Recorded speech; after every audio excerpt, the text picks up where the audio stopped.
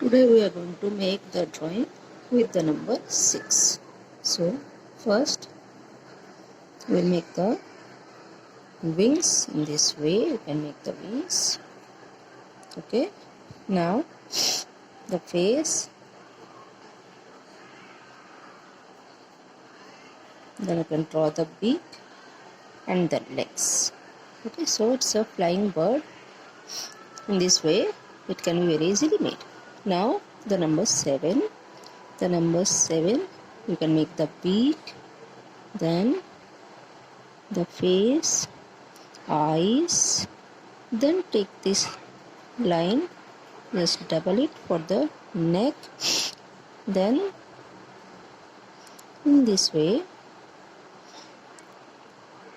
the beak, the wings, the body, okay, the tail of the bird is made and the legs can be drawn.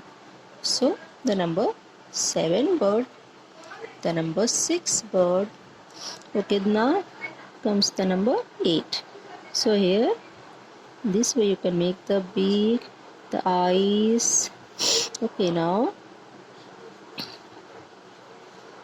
the wings.